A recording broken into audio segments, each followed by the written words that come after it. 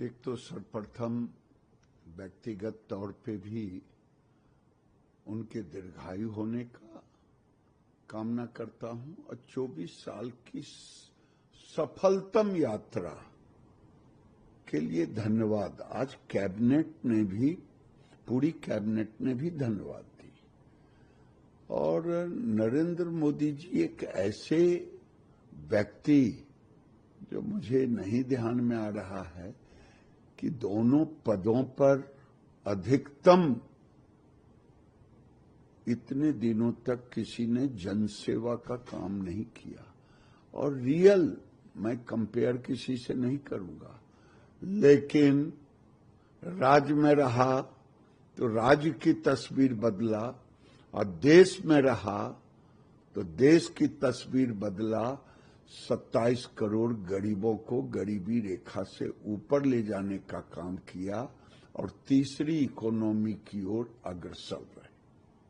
दादा, अब आते हैं बंगाल का मुद्दा है। पश्चिम बंगाल में कल भारतीय जनता पार्टी के सांसद खगेन मुर्मू के साथ जिस तरह से हुआ, जानलेवा हमला उनके ऊपर हुआ, एमएलए जो उनके साथ थे उनके ऊपर जानलेवा हमला हुआ। क्या कहना इस घटना में? क्योंकि जब प्रधानमंत्री जी इस घटना की निंदा करते हैं, कंडेम करते हैं, तो ममता बनर्जी को वो रास नहीं आ रही चीजें। उनका कहना है कि भारतीय जनता पार्टी और प्रधानमंत्री जी इस घटना में भी राजनीति तलाश कर रहे हैं। प्रधानमंत्री जी आज लोकतंत्र को गाली देने वाले इंडी गठबंधन की जुबान क्यों बंद हो गई है? क्या यही ममता बनर्जी है ना? क्या लोकतंत्र अगर खतरे में पड़ता है, ये लोकतंत्र का कौन सा मॉडल है? जब पंचायत का चुनाव हो, जीते तो उसकी हत्या करके टांग दें कोई वृक्ष में, कोई पेड़ में, और आज कोई सेवा भाव से जाए बाढ़ पीड़ितों की सेवा करने, आप उसे मारें, हत्या करने की साजिश करें। ऐसे मुख्यमंत्री को लोकतांत्रिक तो नहीं कहा जाएगा, ये एरोगेंसी कहा जाएगा, एरोगेंट मुख्यमंत्री कहा जाएगा। लोकतंत्र में जिसको भरोसा नहीं होगा वो कहा जाएगा, और लगेगा कि सचमुच में कि बंगाल आज उनके अहंकार में, अब तो लगता है आने वाले दिन में देश उनके लिए कोई मतलब नहीं रखता, और ममता बनर्जी के लिए केवल मुसलमान और राजनीति में हत्यारनी कही जाएंगी। मैं हत्या की राजनीति करने वाली कही जाएंगी। ये आज भारत के किसी राज्य में नहीं है। हम इसका प्रतिकार करते हैं, विरोध करेंगे और जम के विरोध करेंगे। देखें कितने लोगों की हत्या करवाती है। लेकिन दादा, जब भी पश्चिम बंगाल में इस तरह की घटना कई बार हुई है, ये कोई पहली घटना नहीं हुई है। हमने पिछले विधानसभा चुनाव के दौरान देखा था, फिर लोकसभा चुनाव के दौरान देखा था कि किस तरह से भारतीय जनता पार्टी के नेताओं पर हमले हुए थे। यहाँ तक कि जेपी नड्डा जी की गाड़ी पर भी हमला हुआ था। और उसके बाद संदेश खाली की घटना आई, कोर्ट की तरफ से टीका टिप्पणी की गई है पश्चिम बंगाल सरकार और प्रशासन के ऊपर। उसके बावजूद आखिरकार इस तरह की घटनाओं पर क्यों नहीं रोक लग पा रही उस राज्य में? कि एरोगेंट हो गई है। अब हम लोकतांत्रिक मूल्यों को स्थापित करना चाहते हैं, इसीलिए हम बार बार उनके पास जा भी रहे हैं, लेकिन सठे साठ्यम समाचरे, अब लोकतंत्र के जो संवैधानिक अधिकार हैं, अब उसका भी प्रयोग होना चाहिए। बिहार की बात कर लेते हैं। 2 चरणों में चुनाव की घोषणा हुई है, 6 नवंबर और 11 नवंबर को। एनडीए की अगर बात करें तो कितनी उम्मीदें हैं एनडीए को? क्योंकि 20 साल से नीतीश कुमार जी के नेतृत्व में सरकार है, तो क्या उम्मीदें हैं? सरकार बनना उतना ही तय है जितना सूरज को उगना पूरब में और डूबना पश्चिम में। क्योंकि बिहार की जनता अब नहीं चाहती है कि लालू जी का जंगल राज आए। अब सामाजिक समरसता है, विकास के रास्ते पर चल पड़े हैं, गरीबों को गरीबी से ऊपर लाया जा रहा है।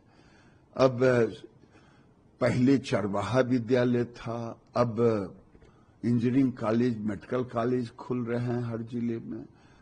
परिवर्तन है, और परिवर्तन ऐसा परिवर्तन है कि शायद तेजस्वी यादव और राहुल गांधी को ये परिवर्तन अच्छा नहीं लगता। लेकिन दादा, इसमें तेजस्वी यादव का तो ये कहना है, एक तरफ एनडीए की तरफ से क्लेम किया जा रहा है कि हम सब कुछ अच्छे से होगा, सीट शेयरिंग तक का फॉर्मूला अच्छे से होगा और यूनाइटेड होकर लड़ेंगे। लेकिन तेजस्वी यादव का कहना है कि नीतीश कुमार की दिमागी हालत ठीक नहीं है, उनका संतुलन ठीक नहीं है, स्वास्थ्य ठीक नहीं है और वो नेतृत्व करने की स्थिति में नहीं है। मेरा तो कल भी मैंने कहा, आज भी कह रहा हूं, तेजस्वी यादव नीतीश कुमार जी को गालियां देते हैं और कसाई को सरापने से गाय नहीं मरती है। ये नीतीश कुमार आज परिपक्वता का परिचय दे रहे हैं, गरीबों के लिए अब भी काम कर रहे हैं, महिलाओं के लिए, गरीब महिलाओं के लिए 2,70,00,000 घरों की महिलाओं के लिए उद्यमी योजना बना के 10,000 उनके खाते में दे रहे हैं। ये बताता है वो लेकिन तेजस्वी यादव अपने पिताजी के विषय में, बाबूजी के विषय में क्या आइडिया है?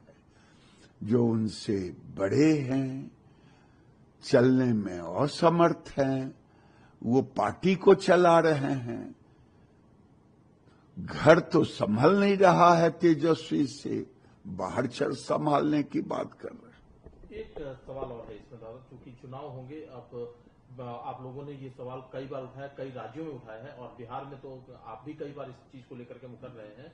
चुनाव आयोग के सामने आप लोगों ने मांग रखी है कि जब वोटिंग वाले दिन बुरके में जो महिलाएं जाएं, उनकी पहचान सुनिश्चित की जाए, जिससे कि फर्जी वोटिंग से रोका जा सके। वो भी विपक्ष को रास नहीं आ रहा है आपकी ये डिमांड। विपक्ष का कहना है कि भारतीय जनता पार्टी ऐसी ही राजनीति करती है। अच्छा, इसमें कौन सा गुनाह है? यहां तो आपका लोकतंत्र खतरे में पड़ जाता है। ओवैसी, तेजस्वी, राहुल जी खतरे में पड़ जाता है। लेकिन बंगाल में घटना घटती है तो आपको लोकतंत्र नहीं दिखाई देता। हमें चुनाव आयोग ने संवैधानिक अधिकार दिया है कि अगर मुझे शंका है इपिक नंबर के साथ, चेहरा भी देखने का, फोटो के साथ, तो बुर्का उठेगा, बुर्का उठाना पड़ेगा। जो नहीं उठाएंगे उनको वोट देने से हम मना करेंगे, हमारे लोग मना करेंगे। अब ये भारत में संवैधानिक और संविधान से संवैधानिक अधिकार है मेरा भारत, और बाबा साहेब के संविधान से चुनाव हो रहा है।